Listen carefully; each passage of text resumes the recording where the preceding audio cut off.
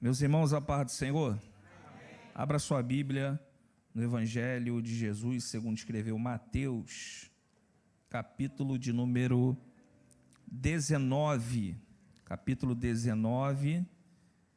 versículo de número 16. Louvado seja Deus.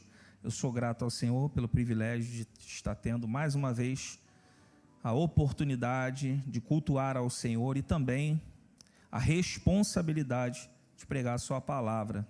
Agradeço a Deus, ao nosso pastor. Deus abençoe a toda a igreja. Mateus capítulo 19, versículo 16, a epígrafe do texto é o jovem rico. Diz assim: eis que, aproximando-se dele um jovem, disse-lhe: bom mestre, que bem farei para conseguir a vida eterna? E ele disse-lhe: por que me chamas bom? Não há bom senão um só, que é Deus. Se queres, porém, entrar na vida, guarda os mandamentos. Disse-lhe ele: quais? E Jesus disse: não matarás, não cometerás adultério, não furtarás, não dirás falso testemunho, honra teu pai e tua mãe, e amarás o teu próximo como a ti mesmo. Disse-lhe o jovem: tudo isso tenho guardado desde a minha mocidade. Que me falta ainda? Disse-lhe Jesus: se queres ser perfeito, vai, vende tudo o que tens, dá aos pobres e terás um tesouro no céu, e vem e segue-me. E o jovem, ouvindo essa palavra, retirou-se triste, porque possuía muitas propriedades. Quantos creem nessa noite que esta é a palavra de Deus? Tome seu assento, glorificando, exaltando ao nome do Senhor. Bem, o texto que nós acabamos de ler aqui é muito conhecido. Quando o pastor nos convidou para trazer essa palavra, eu pedi uma palavra, uma mensagem nova que o Senhor me deu essa semana. E o interessante é que nós estamos já prestes a terminar uma escola bíblica ou uma revista da Escola Bíblica Dominical sobre as parábolas. E hoje teve uma aula aqui tão maravilhosa com o diácono Júlio e o Nelinho. E aqui a igreja, nós fazemos perguntas, trocando experiências. E algumas pessoas acham que essa passagem do jovem rico é uma parábola, mas não é. Essa passagem é real. Jesus, ele traz ou melhor, os evangelistas trazem uma passagem que de fato aconteceu. E eu não quero aqui me ater a todos os evangelistas, mas o único que não escreveu foi João. Mas tanto Mateus, Marcos e Lucas escreveram, e todas as vezes que eu vou estudar um Novo Testamento e algumas referências em que os outros evangelistas escrevem, ou mais de um evangelista escreve, é sempre bom você fazer uma comparação daquilo que cada um está dizendo, mesmo sabendo que Marcos, ele é o primeiro que escreve. O evangelho que ele escreveu é o primeiro. Só que mesmo Marcos escrevendo primeiro, Marcos, ele não tem tantas informações. Você vai perceber isso logo no começo, porque Marcos chama esse homem ou esse jovem de homem. Mateus, ele chama esse jovem de jovem, ou esse homem que Marcos chama de jovem. Só que Lucas, ele nos deixa um detalhe muito importante. Lucas, ele diz que este jovem ou homem é um príncipe. E isso é muito importante, porque este jovem aqui, ele não é um homem qualquer naquela época. Eu preciso só lembrar aos irmãos e às irmãs nesta noite que, se você fizer uma exegese do texto aqui, Jesus, ou melhor, os evangelistas não dizem aonde Jesus está nesse determinado momento, mas dá para fazer uma equiparação entendendo do antes e o depois dessa passagem. Antes, Jesus está na terra da Judéia, está caminhando por ali, fazendo o seu ide, e depois ele vai para Jericó. Então, nós entendemos nesse primeiro aspecto, e logo percebemos que Jesus está falando para com os judeus. Então ele está dentro do território dos judeus. E isso também é interessante, porque se este homem, se este jovem ele é um príncipe, logo este homem é um responsável, ou é um governador, ou é um líder, ou um chefe de uma sinagoga. Eu posso te provar isso com uma outra passagem, quando a Bíblia diz que Jairo, ele vai em busca da cura da sua filha. Ele também é um príncipe, ele também é um governador, ele também é um líder de uma sinagoga. Então eu queria fazer aos irmãos, e quero fazer a igreja entender nesta noite, que Jesus, ele inicia este texto dizendo que há um homem que é um governador, possivelmente, alguém muito conhecido entre os judeus, e que se aproxima, alguém muito importante na sociedade judaica, e ele se aproxima a Jesus. Eu já vi algumas pessoas falando sobre essa aplicação que os evangelistas dizem, quando ele chama Jesus de bom, e eu creio que a única coisa que veio à minha mente aqui é quando você lê o contexto todo da passagem. Jesus não se deixa levar pela palavra que o jovem diz: tu és bom, mestre. E ele fala: bom não, bom é o Senhor, bom é Deus, somente Ele. Por quê? Porque quando você vê todo o enredo da história, esse jovem, ele tem tanta certeza que ele é bom como Jesus. Então Jesus conhece já esse jovem e precisa colocar este príncipe da sinagoga no seu devido lugar, porque ele acha que é muito mais do que ele é. Então por isso que Jesus diz: olha, eu não sou bom. Se tu me considera bom, eu não sou, porque bom é Deus. Então se você acha que eu sou bom e eu digo que eu não sou bom, você também não é. Você não é a última Coca-Cola do deserto. Louvado seja Deus.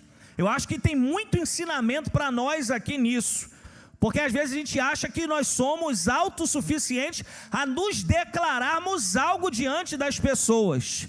Às vezes a gente toma partidos que não são nossos e acabamos detalhando, acabamos tomando decisões e trazendo comparações em coisas que não pertencem à nossa competência. Porque bom é Deus e perfeito é Ele. Louvado seja Deus. Eu e você somos falhos. Se um dia você não levantar da tua cama, colocar os seus pés no chão e saber que você é um pecador, miserável, pó e cinza, você está caminhando por um caminho que não é um caminho de Deus.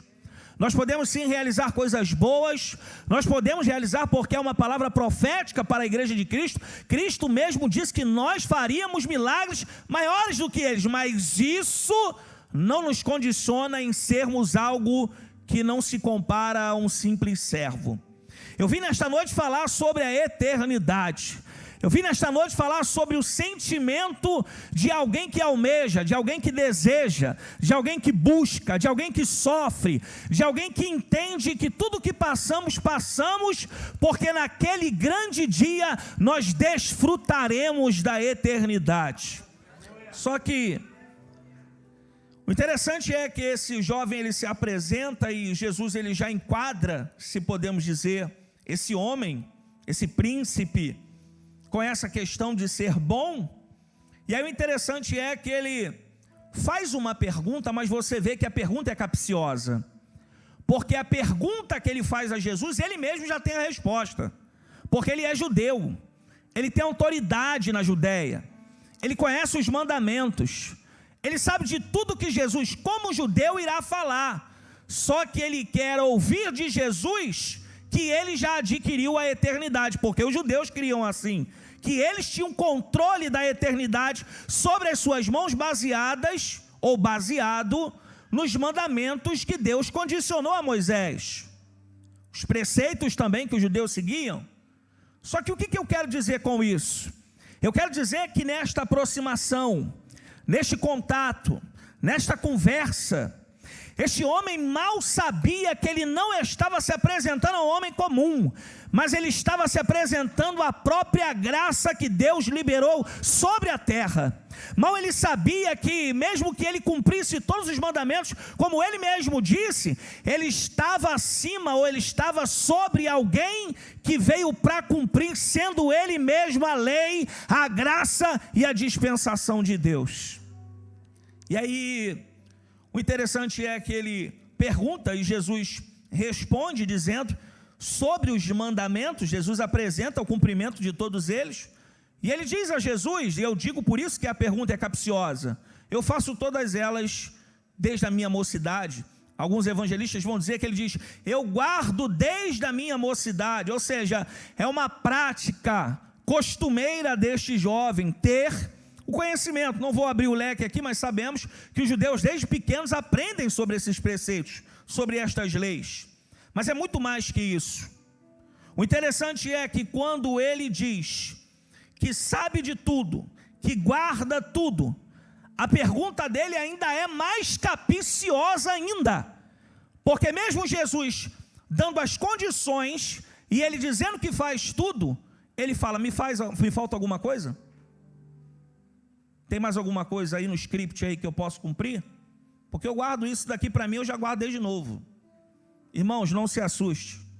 Existem pessoas que têm esse mesmo nível diante de Deus, de achar que pode alguma coisa, pelo tempo de crente, porque fala língua estranha, porque tem cargo, porque faz e acontece. Irmãos, se um dia a mão de Deus não estiver sobre nós, o fôlego de vida que está em nós se acaba.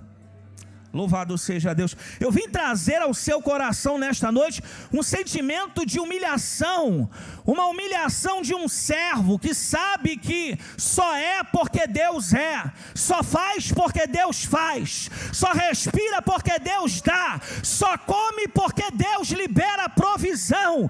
Eu vim dizer nesta noite para a sua vida que você só sentou nesta cadeira porque a Trindade já tinha prevalecido isto sobre você. Louvado seja Deus, bendito seja o teu nome. E aí Jesus, ele nunca sai de uma conversa sem mostrar de fato quem ele é. E aí ele diz a este jovem, já que você quer saber se te falta alguma coisa, versículo 21, se queres ser perfeito, vai e vende tudo que tens, dá aos pobres, e terás um tesouro no céu. Vem e segue-me.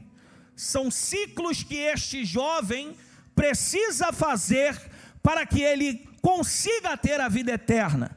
Ele precisa se desprender das suas propriedades, se desprender das suas finanças. Ele precisa granjear, ele precisa negociar tudo isto. Ele precisa dar tudo isto após negociar para pobres, e após isso não acaba, porque se acabasse aqui a fala de Jesus, os testemunhas de Jeová, os seguidores dos mormons, eles teriam a vida eterna, porque são aqueles que fazem grandes obras sociais. Mas Jesus diz: depois de você se desprender dos tesouros desta terra, você estará colhendo tesouros do céu, e a partir disso, vem e me segue, porque a partir disso eu vou ser o teu sustento, eu vou ser a sua provisão, serei eu que te guiarei. Então se desprenda de tudo isso para me seguir. E aí, eu gosto dos evangelistas porque olha o olhar clínico de Marcos, no mesmo texto, no mesmo versículo. Eu li o 19:21 de Mateus, mas o 10:21 de Marcos diz que após ele falar que se precisava de mais alguma coisa para ser salvo, Jesus olhou para ele e Marcos diz assim: e Jesus amou. O olhar de Jesus para aquele jovem foi: ele acha que é, mas não é. Ele acha que está pronto, mas não está. Ele acha que está perfeito, mas ainda não está. E se tem uma coisa que o Espírito Santo de Deus, que Cristo ama, é quando ele vê um ser humano que acha que é, que pensa que é, que age como fosse, ou como acha que é, mas quando ele entende, e quando ele decide seguir a Deus, Deus mostra para ele, que ele só pode ser, se ele permitir Deus fazer, que ele só pode adquirir na sua vida uma dignidade diante de Deus, se ele entregar o controle controle da sua vida nas mãos do Senhor. Eu louvo a Deus porque mesmo na nossa ignorância, Deus sabe de tudo, e parece que Deus permite em alguns momentos da nossa vida a gente caminhar por caminhos, tomar decisões que Deus nunca aprovaria, mas por conta do seu amor, Ele permite que isto aconteça, para que nós venhamos cair em si, como a Bíblia diz, aquele filho pródigo, que não foi ninguém que evangelizou ele, que não foi ninguém que foi buscar ele, mas no momento mais difícil ele caiu em si. Ele reconheceu, ele entendeu. E aí o Espírito Santo de Deus ministrou algo ao meu coração, que este relacionamento, ainda que momentâneo, esta aproximação do jovem a Jesus, nos revela pelo menos algumas lições. A primeira delas é que este jovem, apesar de um dos evangelistas descrever que ele é um príncipe, este jovem não se apresentou como rico, esse jovem não se apresentou como príncipe da sinagoga, mas Jesus sabia que ele era. Ele não chegou dando carteirada em Jesus, mas Jesus disse para ele: você quer mesmo ir para a eternidade? Você quer mesmo adquirir? Vende o que tu tem. Só que ele não falou para Jesus que ele era rico, mas Jesus sabia que ele era rico, porque quando alguém se apresenta diante de Deus, Deus já conhece o passado, o presente e o futuro. Deus, ele só quer ouvir da tua boca. Deus só quer que você dê o controle da sua vida nas mãos dele, porque ele vai transformar o seu presente e você nunca mais viverá uma vida normal diante dele. Ele se apresenta, não diz quem é, mas Jesus conhece. Jesus nos conhece. Jesus nos ama. E é por isso que ele nos ensina dia após dia. É por isso que Jesus nos ensina até nas nossas dores, nas nossas frustrações. Quando nós achamos que estamos seguros daquilo que decidimos, mas em um determinado momento nós encontramos falhas nas nossas decisões, naquilo que achamos, naquilo que queremos, naquilo que muitas vezes condicionamos a Deus. Foi Deus que deu, foi Deus que juntou, foi Deus que fez. Ei, eu vim gritar no teu coração nesta noite: entregue o controle da sua vida nas mãos de Deus, e quando se concretizar, você terá certeza que foi Deus. Quando a porta se abrir, você terá certeza que foi Deus. Louvado seja o nome do Senhor. Segunda lição que aprendemos aqui: além de Jesus saber que este jovem era, mesmo sem este jovem não falar, Jesus também sabia o que ele possuía, porque assim como este jovem, nós também fazemos isso diante de Deus. Nós apresentamos uma imagem para Deus daquilo que queremos que Ele veja em nós. Muitas vezes nas nossas orações, nós só pedimos, nós só queremos possuir, nós só queremos conquistar. Existem pessoas que pedem a Deus para Deus derramar o óleo na cabeça dela, mas ela mal sabe que junto com esse óleo virá um alvo sobre a vida dela no mundo espiritual. Existem pessoas que querem enriquecer, e foi falado aqui nesta manhã, e eu digo aos irmãos: Deus não tem riqueza para todos. Eu prefiro morrer pobre e o meu nome está escrito no livro da vida, do que eu ter uma condição e um dia eu olhar para Deus e achar que eu mando na minha vida. Louvado seja o nome do Senhor.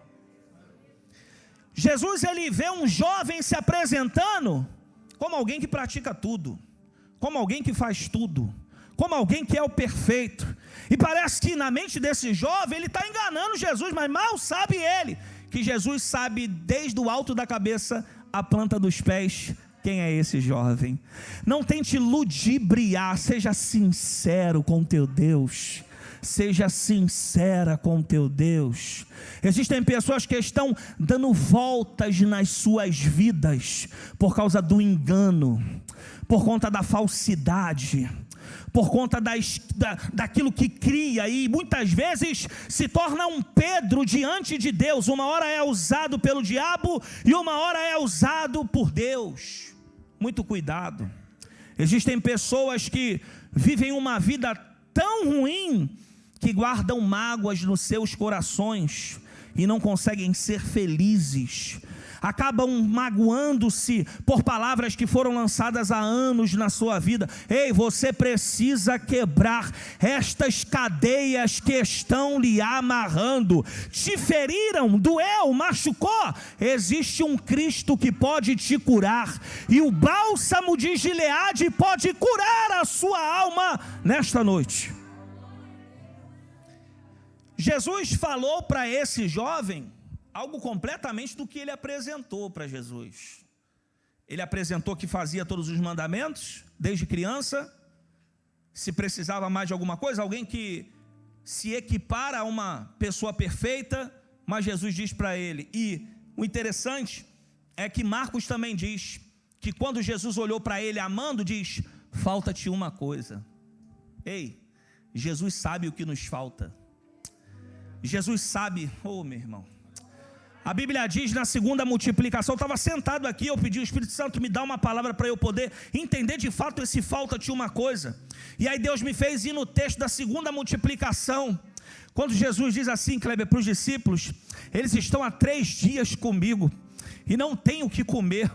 Na primeira multiplicação eles estão ali, é os discípulos que vão, porque é a primeira vez que eles estão conhecendo o Cristo que cura. Mas na segunda não. Na segunda eles estão ali porque eles querem. Na segunda eles estão há 3 dias porque decidiram. Então Jesus conhece alguém que está ao lado e está em necessidade. E é por isso que Jesus diz: olha, pergunte se tem alguém aí alguma coisa. E a Bíblia diz que tinham 7 pães e alguns peixinhos. Porque se você estiver ao lado de Jesus, porque quem Ele é, saiba que na tua vida nunca terá necessidade, você nunca terá falta, se você estiver ao lado do Cristo. Glórias a Deus.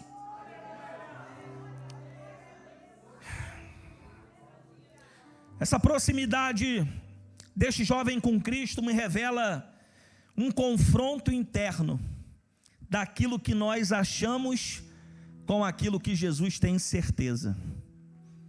Às vezes a gente acha que existem algumas coisas que não mudam, não vira, a chave não vira, não muda a história, mas é porque eu ainda uso os métodos errados.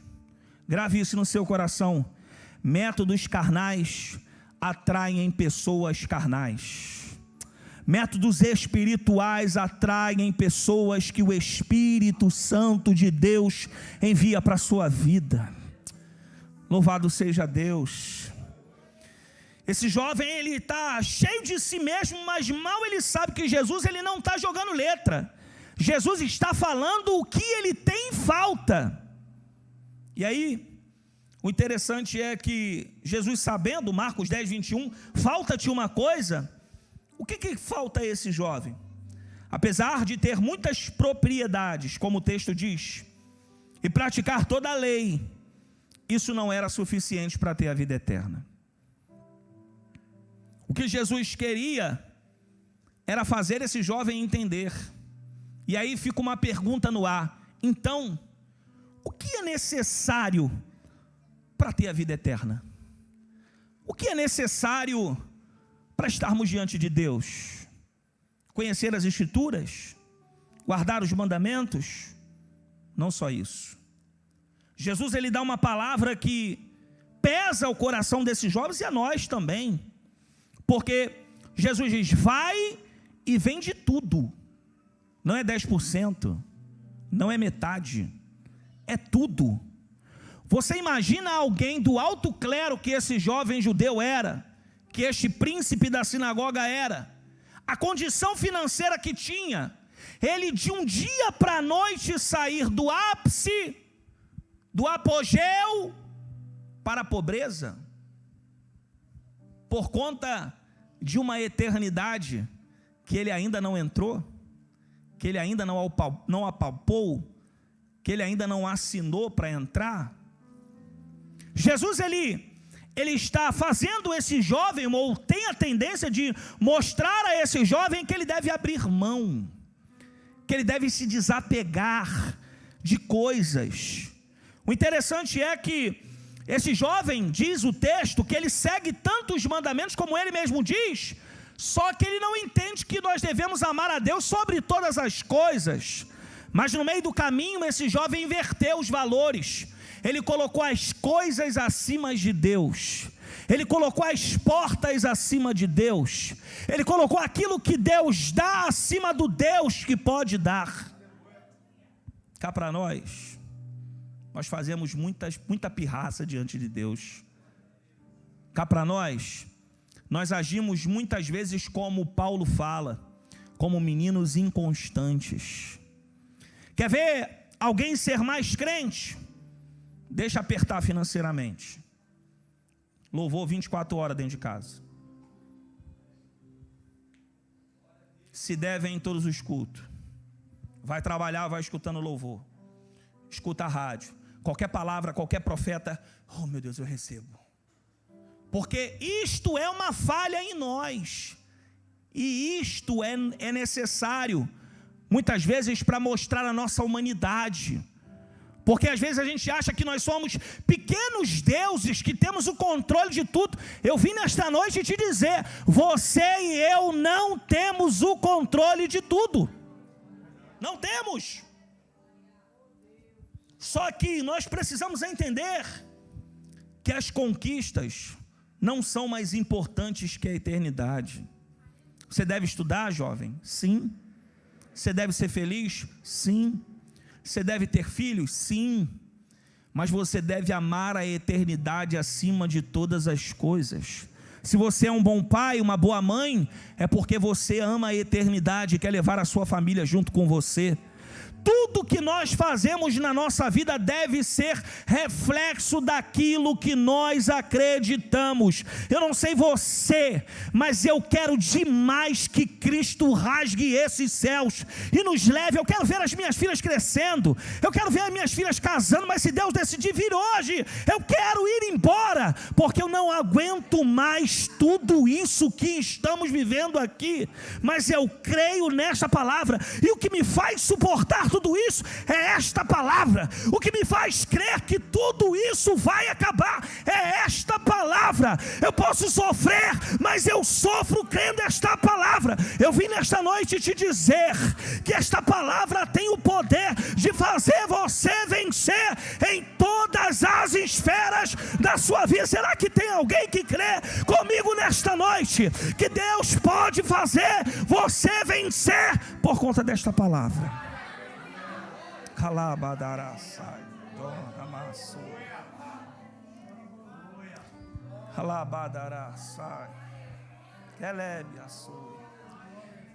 Muito cuidado, porque é possível que durante o caminho nós invertamos as coisas. É possível que durante o caminho nós coloquemos os tesouros dos céus enterrados e construímos tesouros nesta terra. E o grande problema aqui não é este jovem ter conquistado tudo. O grande problema aqui é que ele não consegue se desapegar de algo, mesmo o próprio Cristo falando com ele. Eu tenho certeza do que eu vou falar aqui para a minha igreja. Eu estou pregando para a gente aqui nessa noite que o Espírito Santo de Deus já te falou diversas vezes. Que você precisa desapegar de algumas coisas, que você precisa abrir mão de algumas coisas, para que você entre num nível mais profundo diante de Deus, para que você entenda de fato o céu do lado de dentro. Eu quero falar para alguém aqui nesta noite: se você começar a se consagrar diante de Deus, se você começar a fazer jejuns de 8, de 12, de 24 horas, você verá o céu pelo lado de dentro. O que Jesus quer é que esse jovem se desapegue, porque a palavra diz: vende tudo que tens, dá aos pobres, ou seja, dá para quem não pode te devolver, dá para alguém que não pode te dar, de fazer negócio com você. Porque hoje pessoas fazem muitas alianças. Prega aqui que eu te levo para pregar lá. Consagra aqui que eu te levo para consagrar lá. Ei, muitas alianças que Deus não se agrada. Muitas coisas que Deus nunca iniciou. Mas eu quero te dizer nesta noite, se desapegue. Abençoe aquele que não pode te dar em nada. O pobre não podia dar nada para esse judeu. É por isso que Jesus está dizendo, faz. Mas faz de coração. Sai do mecanismo. Sai daquilo que você conhece desde pequeno. Faz para mim, mas faz com amor. Sirva ao outro. E depois que você servir ao outro, segue-me. O jovem não entendeu. Esse jovem aqui não entendeu que ele estaria mais seguro na eternidade, próximo de Jesus, seguindo ele. E aí fica uma palavra, né? Nossa igreja não é neopentecostal. Eu preciso dizer isso aqui. Jesus, ele não quer que você venda tudo. É claro que tem alguns casos específicos, mas essa não é a proposta do que o Espírito Santo ministrou no meu coração. Jesus, ele não quer que você dê as suas propriedades. Não, só se Deus falar com você. Mas o que Jesus quer fazer esse jovem entender aqui é muito mais do que poder monetário. Jesus quer fazer esse jovem entender, ou ele quer também que nós venhamos nos livrar das coisas que se tornam mais importantes na nossa vida do que a eternidade.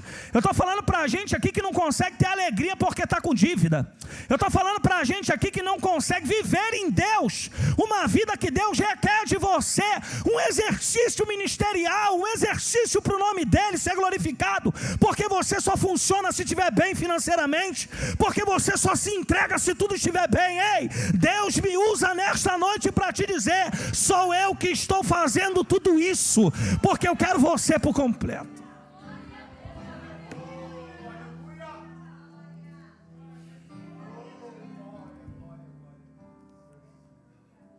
Ele quer que nos livremos das coisas que se tornam mais importantes do que Ele. Capítulo 19, versículo 22. Após Jesus falar isso, diz o texto, que o jovem praticante de todos os mandamentos, o jovem que chegou no mesmo nível para falar com Jesus, tem mais alguma coisa para me fazer? Por conta de uma palavra, em que ele deveria abrir mão. Sabe aquela caixinha que a gente pega e bota dentro do nosso coração, coloca uma chave, joga fora e fala assim, Jesus, só pode trabalhar em todos os cômodos, mas aqui não. Aqui sou eu que mando. Esse jovem não queria abrir mão disso. Esse homem não queria entregar o controle da sua vida nas mãos de Deus. E aí o texto diz, e retirou-se triste, pois possuía muitas propriedades. Nós precisamos entender nessa noite que as coisas desta terra têm o poder, se nós dermos legalidade, de impedir que nós venhamos subir aos céus, que nós venhamos entrar na eternidade.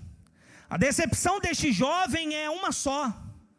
Qual é a decepção desse jovem?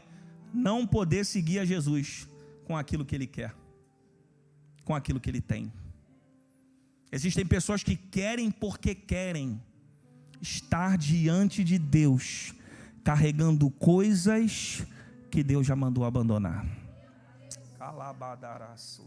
Meu Deus, isso aqui tem endereço, irmão. Eu não estou pregando numa igreja dos outros que eu não conheço, não. Eu sei que o Espírito de Deus está falando com alguém.